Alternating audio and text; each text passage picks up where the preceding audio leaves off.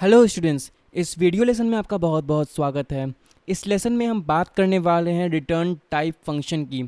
तो पिछले वीडियो में हमने दो तरह के फंक्शन को पढ़ा। हमने एक बहुत ही बेसिक नॉर्मल फंक्शन को पढ़ा और उसके बाद हमने फंक्शन विथ पैरामीटर को पढ़ा, वैसा फंक्शन जिसमें पैरामीटर होता है। और इस वीडियो में हम रिटर्न टाइप फंक्शन के बारे में पढ़ेंगे। तो स्टूडेंट्स, इस रिटर्न टाइप फंक्शन को एक्सप्लेन करने के लिए सबसे पहले मैं एक फंक्शन लिखूंगा और वो फंक्शन दो नंबर को एज अ पैरामीटर लेगा और उसका जो सम है, उसका जो एडिशन है, उससे प्रिंट करेगा।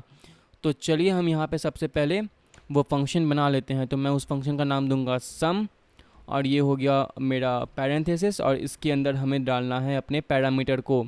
तो पहला पैरामीटर होगा मेरा num1 और हम कॉमा से सेपरेट करके दूसरा पैरामीटर यहाँ पे डाल सकते हैं। तो मैंने डाल दिया यहाँ पे कॉमा और अब मैं यहाँ पे num2 डाल रहा हूँ। और स्टूडेंट्स, आप किसी भी तरह के डेटा टाइप को इस पैरामीटर में डाल सकते हो।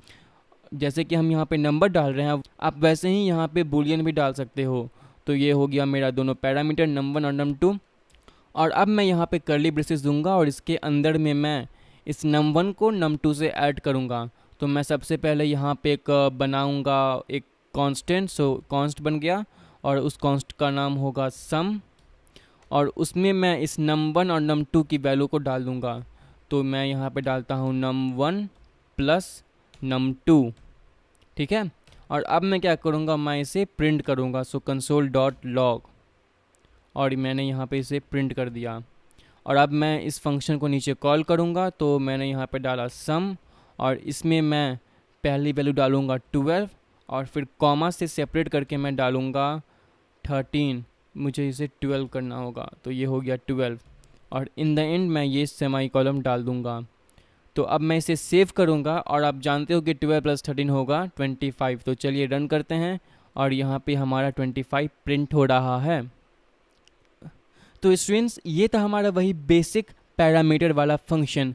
बट अब मैं इसमें कुछ चेंजेस करूँगा और ये जो सम है, यहाँ पे हम इस सम को प्रिंट कर रहे हैं, है ना। यहाँ पे हम कंसोल में इसे यहाँ प्रिंट कर रहे हैं, यहाँ डिस्प्ले कर रहे हैं। अब मैं चाहता हूँ कि मैं इस सम को वापस भेज दूँ। मैं चाहता हूँ कि मैं इस सम को रिटर्न कर दूँ। इस सम में जो भी वैल्यू है मैं इसे वापस रिटर्न कर दूँ, जिससे कि बाद में हम उस वैल्यू पे अपना एडिशन सब्ट्रैक्शन या फिर उसका जो भी यूज़ करना हो वो कर सकें। तो अब मैं इस सम को यहाँ पे रिटर्न करूँगा और रिटर्न करना बहुत ही आसान है। उसके लिए आपको रिटर्न कीवर्ड का यूज़ करना होगा। तो ये हो गया आपका रिटर्न कीवर्ड और उसके बाद आपको जो भी वैल्यू रिटर्न करनी है आपको उसे यहाँ पे डालना होगा। तो मुझे रिटर्न करना है सम और फिर एंड में मैं यहाँ पे सेमी कॉलम डाल दूँगा और ये जो कंसोल डॉट लॉग स्टेटमेंट है मैं इसे अब कमेंट कर दूंगा।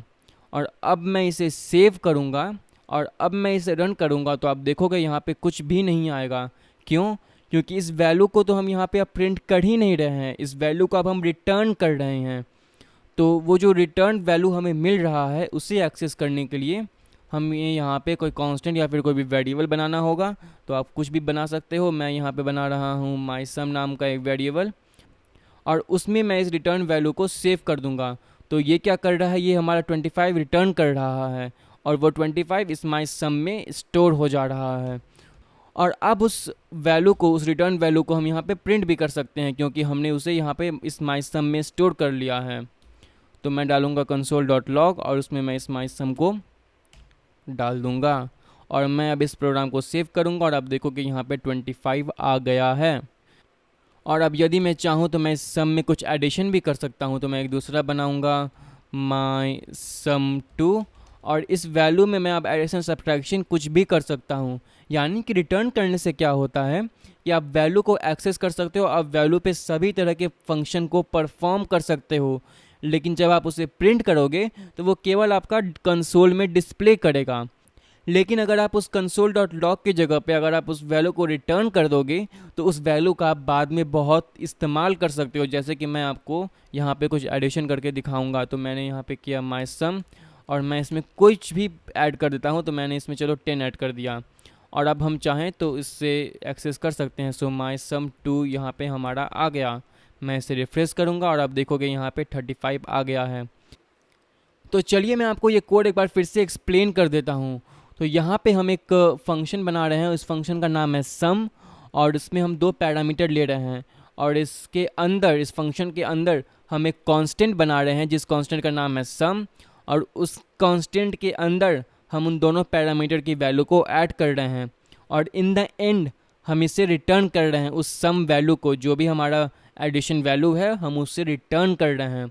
और यहाँ पे उस रिटर्न वैल्यू को हम एक माई सम नाम के कांस्टेंट में स्टोर कर रहे हैं, और यहाँ पे हम उसे प्रिंट कर रहे हैं।